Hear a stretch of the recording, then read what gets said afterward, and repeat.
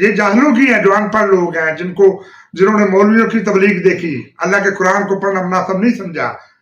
آپ تو خود جائیں اور قرآن کو پڑھیں گا، اس کو ترجمے کے ساتھ، کسی بھی مسئلے کا قرآن لے آئیں، کسی کا بھی لکھا ہوا قرآن ہو، گورنمنٹ ذمہ دار ہے کہ اس کی ترمیم نہ کرے، اس کو صحیح صحیح لکھے، یہ گورنمنٹ کی ذمہ دار۔ آپ کوئی بھی قرآن ترجمے کے ساتھ پڑھیں، آپ کو خود ہی، آپ کو تشریح پڑھنے کی ضرورت نہیں ہے، صرف آپ ترجمہ پڑھیں، آپ کو خود ہی سمجھ آ جائے گی کہ دین ہے کیا۔ دیکھیں، حدیث سے دین نہیں ہے، نبی کو، اسی اللہ کا جس نے اس کو پیغمبر بنا کر بھیجا کہ انسان کو، وہ بشر ہے، صرف انسان، اسی کے نبی کو اسی کے برابر کھڑا کر دینا، یا یہ سمجھ لینا کہ وہ ابھی تک زندہ اور قبروں میں بیٹھے ہوئے اسلام کا جواب بھی دیتے ہیں، یہ جہل علماء کی باتیں تو ہیں، لیکن آپ جیسے پڑھے لکھے لوگوں کو یہ دیب نہیں دیتا۔ اس لیے اللہ کی طرف آؤ، میں آپ کو پیغام دیتا ہوں، میں آپ کو میسج دیتا ہوں کہ آپ اللہ کی طرف آئیں، آپ کو ساری سمجھ آ جائے، اللہ کے قرآن کی طرف آئیں۔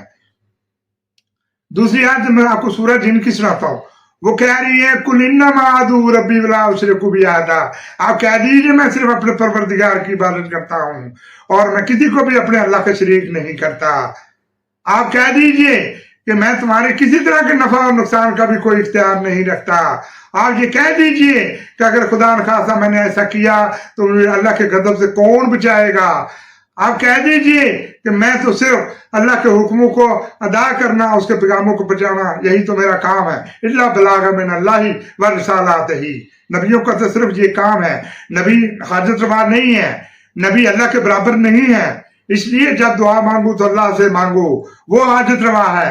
نبی بھی اس سے مانگتے تھے، ہم بھی اسی سے مانگیں گے، اس لیے ہمیں اسی سے مانگنا چاہیے۔ یہی ہمارے نبی کی تبلیغ تھی، یہی دوسرے نبیوں کی تبلیغ تھی، یہی دین ہے۔ دین قرآن ہے، حدیث نہیں۔ حدیثوں کے پیچھے لوگوں مت جاؤ اور اللہ کی طرف آؤ، اللہ کی کتاب کی طرف آؤ، اللہ اور اس کے رسول کی کتاب کی طرف آؤ۔